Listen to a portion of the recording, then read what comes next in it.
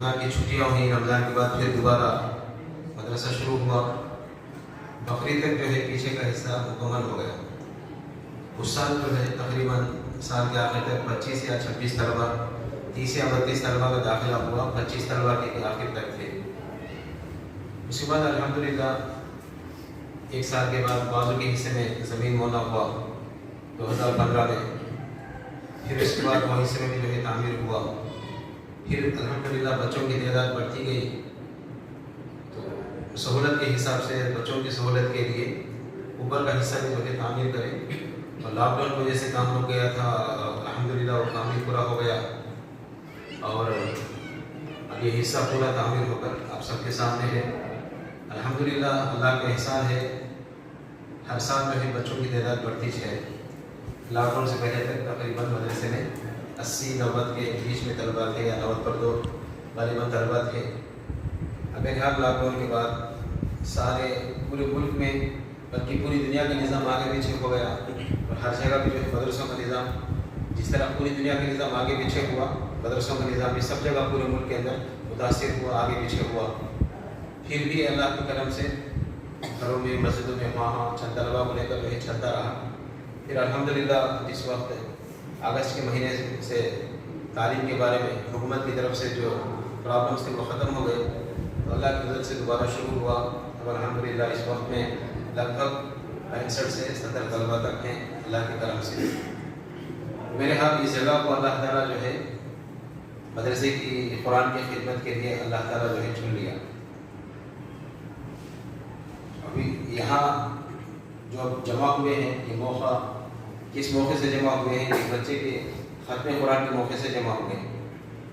एक बच्चे का कुरान ख़त्म हो रहा है,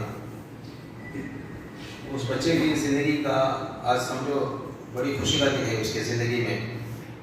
जिस दिन कुरान शुरू हुआ है उस दिन उतनी खुशी नहीं होती, लेकिन जिस दिन पूरा कुरान का हिफ्ज़ ख़त्म होता है तो उस वक्त में खुशी बहुत होती है। अल्लाह की तरफ से रूहानी सुकून मिलता है, क्योंकि अल्लाह के ज़िक्र पर अल्लाह ताला दिल को इत्मीनान दे देते हैं। अल्हम्दुलिल्लाह एक मरहला अपनी ज़िंदगी का मुकम्मल कुरान के हिफ्ज़ करने का ये बच्चा जो है तय कर लिया। अब इस पर इसकी मेहनत भी और इसके माँ बाप की मेहनत भी, और इन सब से बढ़कर पढ़ाने वाले की मेहनत। पढ़ने वाला मेहनत करता है और उसको पढ़ाने के लिए उसके वालिदैन सहूलत करते हैं, हर लाइन से उसको सहूलत अता करते हैं, लेकिन इन सब से बढ़कर पढ़ाने वाले की तवज्जो, उसकी दुआएं, उसकी निगरानी शामिल होने की वजह से बच्चा जो है हाफिज़ कुरान बन जाता है। इसमें 3 लोगों की मेहनत, एक पढ़ने वाले की मेहनत है, फिर उसके माँ बाप की मेहनत है, फिर तीसरा सबसे बड़ी मेहनत उसके उस्ताद की। क्योंकि बच्चा कुरान जब पढ़ता है सही तरीके से नहीं पढ़ता तो उस्ताद के दिल के ऊपर अलग अलग तरह की कैफियत आती है। कभी गुस्सा आता, कभी सब्र करना पड़ता। इन सब कैफियत से गुजरने के बाद में जो है 3 साल की, 2.5 साल की, 4 साल की मेहनत के बाद एक फल जो है रंग लाया। अब सबसे बड़ी कमाल की बात क्या है? कुरान हिफ्ज़ करना बहुत आसान है, लेकिन थोड़ी सी मेहनत से कुरान हिफ्ज़ हो जाता है, याद हो जाता है। अब उससे बड़ी कमाल की बात यह है इसको याद रखना, ये और बड़ी कमाल की बात है। याद तो अल्हम्दुलिल्लाह कर दिए, लेकिन इसको याद रखना और सबसे बड़ी कमाल की बात है। और कुरान की हिफ्ज़ करने पर अल्लाह की तरफ से क्या नेमतें मिलती हैं वो तो सबको मालूम है, बहुत सारे साथियों को मालूम, बहुत सारे को मालूम भी नहीं है। हदीस में है कि सिर्फ कुरान पाक देख कर पढ़ने पर, एक आदमी कुरान पाक देख कर पढ़ना सीख लिया, कुरान पाक देख कर पढ़ना सीख लिया तो उसकी बरकत ये होती है इसके तो गुनाह माफ़ होते होते, लेकिन साथ ही साथ उसके माँ बाप के भी गुनाह अल्लाह ताला माफ़ कर देते हैं। ये सिर्फ देख कर पढ़ने की फजीलत है।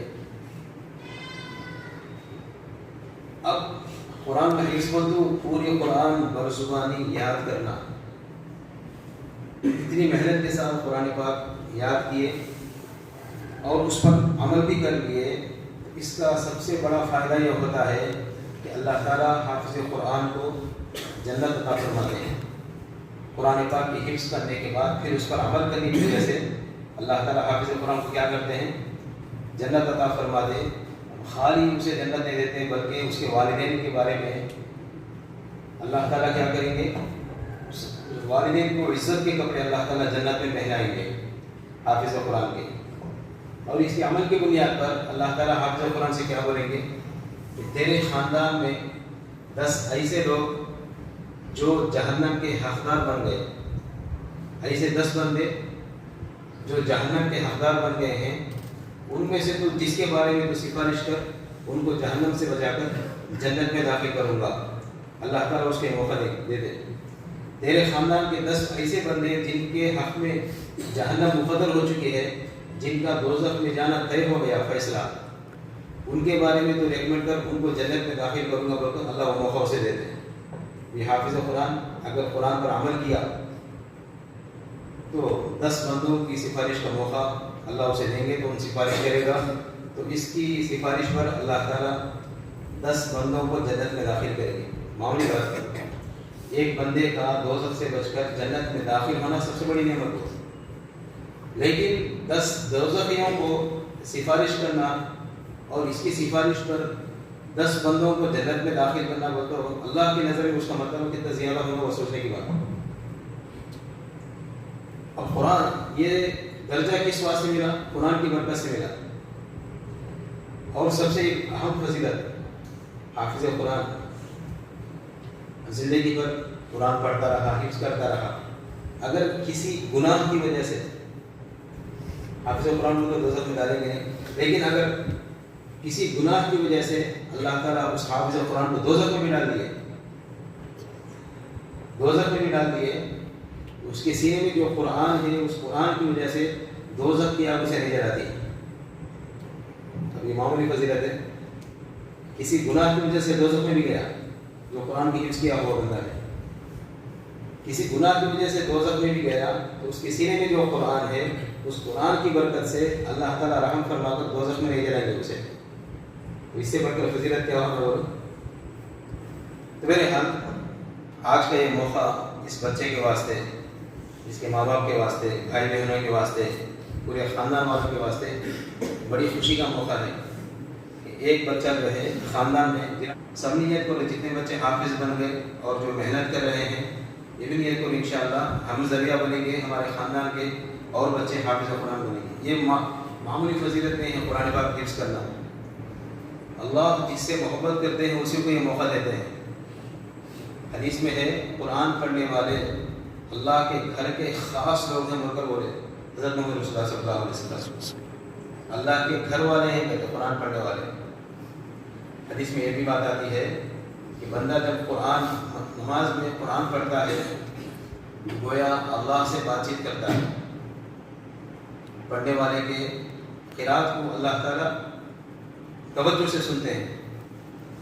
جس طرح ہمیں قصے کہانیاں بعض جنوں گانے توجہ سے جیسے سنتے ہیں، اللہ تبارک و تعالیٰ قرآن بندہ جب پڑھتا ہے اچھے طریقے سے پڑھتا ہے تو اس کی طرف اللہ متوجہ ہو کر اس کے کلام کو سنتے ہیں. تو ہماری بات کو، ہمارے زبان سے نکلنے والے کلام کو اللہ تعالیٰ جو ہے توجہ سے سنتے ہیں. یہ معمولی بات ہے. فَاذْكُرُونِي أَذْكُرْكُمْ قرآن کے الفاظ ہیں، تم میرا ذکر کرو میں تمہارا ذکر کروں گا.